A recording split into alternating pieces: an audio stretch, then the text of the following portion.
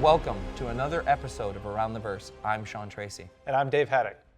Today, we're checking out the plaza of ArcCorp's Area 18 with a look at holo advertising, finding out just what the Projectile manager seen on the roadmap really is, and getting festive with some brand new in-lore holidays. But first, let's see how much abuse a hammerhead can take, compliments of the community.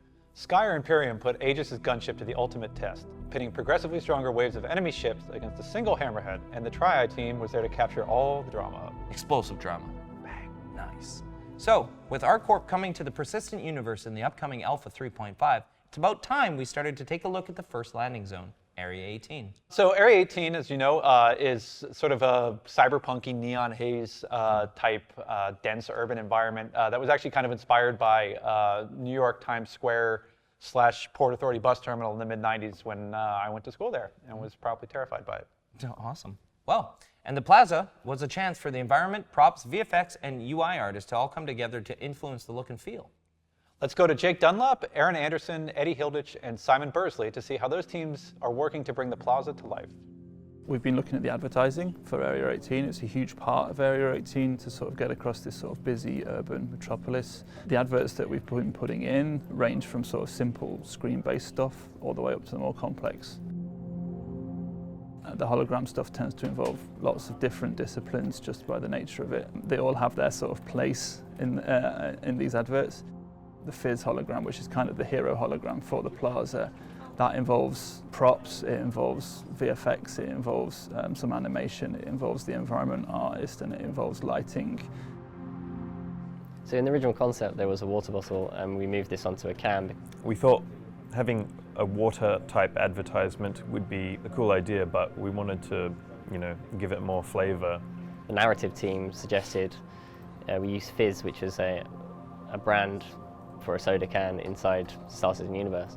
So I swapped out the water bottle for a can, and the environment teams collaborated with us and created a more detailed can and animated it. So using a geometry emitter, I spawned particles along each vertex of the geometry, which essentially made rainfall falling from each vertex. Using Z-buffer collision, I made it interact with the player, so whenever the player walks through the rainfall, it splashes and collides with them. It also collides with the ground, making splashes. So there are some that which we sort of term generic adverts, which you'll see a few of, that are kind of meant to hint at something that is a thing but isn't actually anything, so they're kind of a little more abstract. If you have too many of those kind of more abstract shapes and colours and stuff, though, the whole scene starts looking kind of abstract and doesn't make a lot of sense. So we've had to sort of generate quite a few new adverts based purely off logos and brands that we already have in the game. We had a look through the lore, looked for things that hadn't really been used very much before, and tried to pick kind of more civilian things like drinks brands, clothing manufacturers. There's a few medical things in there. So once we're happy with that, we would go through and design the 2D logos, so kind of the black and white flat versions of what each brand uses. When we're happy with that, it's a case of going through and making the adverts. We've had a particularly good fun making new food items. Torpedo burritos and Jelbies are pretty cool, and hoping that Big Benny will now lose its #1 place to torpedo burritos. It's important to see things actually in the scene. So to start, when we see them in 2D, they might look really cool, but when you see them in the game, then maybe they don't fit. They may look a bit too kind of cartoony or stand out too much. So then it's a case of going through and adjusting the style a little bit, changing the colours, adding things like chromatic aberration and distortion to make them feel a bit more sci-fi as well. What all these advertisements are going to sort of add as a player experience really to Area 18 to make it feel different from other landing zones, I think is really life and colour and sort of environmental movement than you might have seen in any environments before, because we've got a lot of stuff there to sort of give an impression of a sort of living, breathing metropolis that we want Area 18 to be. So that's what the player can expect. Thanks all. And next week we'll be back with more Area 18 as our lighting artists show you how we tie all that together. That should be cool. So, along with ArcCorp, 3.5 brings a lot of new features. The new playable female character, the facial customization system, I think I'm shooting something on that next week, new weapons, flyable ships, an updated flight model, and new controls. So Alpha 3.5 is set to bring a lot of improvement to Star Citizen. Definitely. But some of the less flashy improvements will hope to make a big impact nonetheless, like the Projectile Manager. Absolutely. Let's check in with Thorsten K for more. The main purpose of the Projectile Manager is to improve the performance of our current projectiles, and we are doing that by improving the gameplay and physics side. Lumberyard projectiles are implemented as entities, and in our version of the engine, projectiles are still entities, but they are also using the Item 2.0 system that we developed. And that gives us a lot of flexibility. The projectiles are using what's called a blocking spawn, and that means that the program can't continue execution until the projectile is spawned.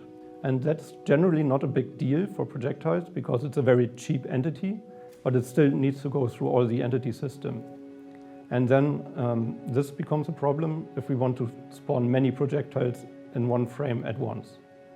And so far, this hasn't been a big issue in the game, but people already are starting to put 4 Gatling guns on each turret on the Hammerhead. And down the line, we want to have even bigger ships and bigger space battles, and then this will become an issue.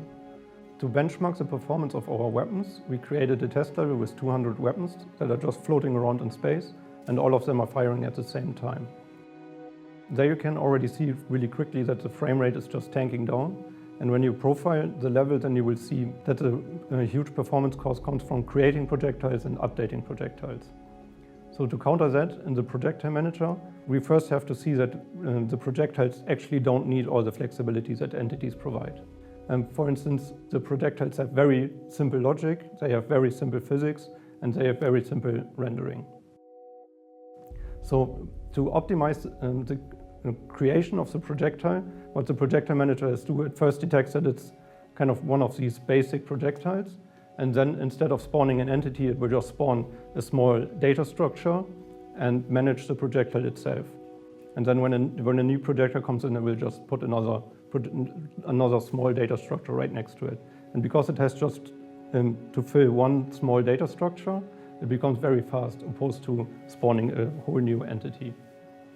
And then for the updating the logic, like computers just love small data structures that are right next to each other. And then when it iterates over it, it becomes very fast. And for the rendering, our projectiles are actually just a box with a special material on it. So it's very cheap to render them. So for most of them, you just basically render this box with the modern material. And what we are doing with the Projectile Manager is we bypass a lot of the render logic, which figures out if a projectile is visible or not, because often it's just cheaper to draw the projectile even if it's behind a wall. Of course, if you have a character behind a wall, then you want to figure out if you actually have to draw it or not. But for projectiles, we can skip that step. And through these optimizations, we then get nice performance. And what's also noteworthy is that we can still use the old system. So for instance, I can see on larger capital ships where we have a large gun, then that will probably need a more complex projectile, at least with some geometry on it. So all in all, the Projectile Manager shouldn't have too much impact on the players, just provide better performance. Some of the less flashy but really, really important improvements that are being made, like the Projectile Manager, and a lot of things that go on behind the scenes for the tools, as well as just making the developers' lives a little bit easier, always bring either performance improvements or whether that's just more iteration speed for the artist. It's these small things that are a little less flashy or front and center, but they are just as important to bring you all the things that 3.5 is going to bring you. Cool. You like talking about the tech stuff? Yeah. Like talking about the lore stuff? Yeah, man, I do. Cool. Coming up next, we've got a chat with Adam Weezer from the lore team talking about how some of the holidays we know and love today might look a bit different 940 years in the future. So we've got like 12 to 15 holidays for various events throughout the year. But today I'm going to kind of break down 3 of them that are coming up on the calendar that you've never heard of before. The first one we're going to talk about is Stella Fortuna.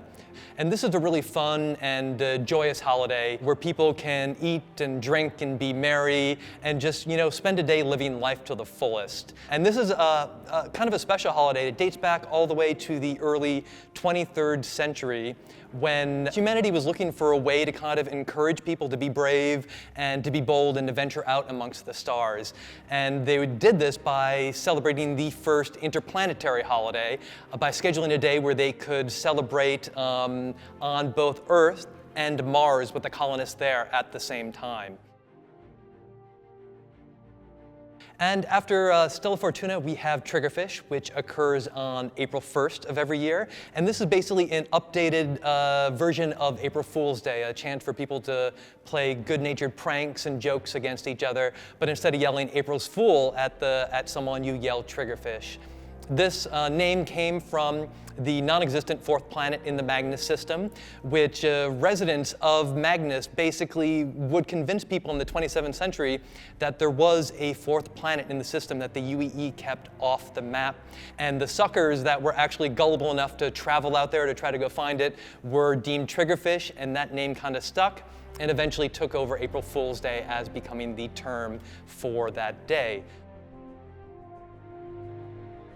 The final holiday we're going to talk about is Pax Humana, which is a day to celebrate former and current members of the armed services. It commemorates a very special moment back on November 8th, 2308, when the United Nations of Earth decided that for humanity to be able to expand into the stars, we needed to be one species altogether. And to symbolize part of this, all the different armed services from the different countries marched from different points in New York City and converged together around the Senate building to show that we were from many to one force for the good of humanity. That march is what's still celebrated today in New York City with the different branches, Navy, Marines, all starting from different points and coming together. So that is Pax Humana, a day to celebrate those that serve the UEE. So again, these are just a few of the ones that you'll be seeing in-game, and I can't wait to share more with you in the future. Thanks, Adam. So that was just 3 of the holidays that we've been working on, and hopefully we'll be revealing some more of those as we go on further down the road. Well, in observance of Stella Fortuna, we have 2 St. Patrick's-inspired promotions beginning tomorrow. The first is a screenshot contest you can find out all about up on Spectrum. There will also be some commemorative vehicles with limited edition green liveries available tomorrow. All the details can be found on the robertspaceindustries.com website. They won't cost you a hangover. No. And if any of you are attending South by Southwest, our very own John Erskine and Jake Ross are appearing tomorrow at the Austin Convention Center. You can find John in room 8C at 11 a.m. and Jake in the Austin suite at 3:30 p.m. local time. They'd love to see you there if you're in the area. Absolutely. And I've been told that there's a special Bar Citizen barbecue event in Austin on Saturday at the Ironworks Barbecue at 5 p.m., which frankly sounds delicious. Yeah, I'm a bit jealous. But we are the best promo dudes in the company. Yeah, there's a lot going on this week. Is it everything, though? Jared wants us to plug Reverse the Verse tomorrow at 10. Okay, I'm on it. Watch our TV 10 a.m. Pacific tomorrow. Nailed it. So thanks to subscribers for sponsoring all our shows. And thanks to all of our backers for making our games possible. So until next time, we'll see you around the verse.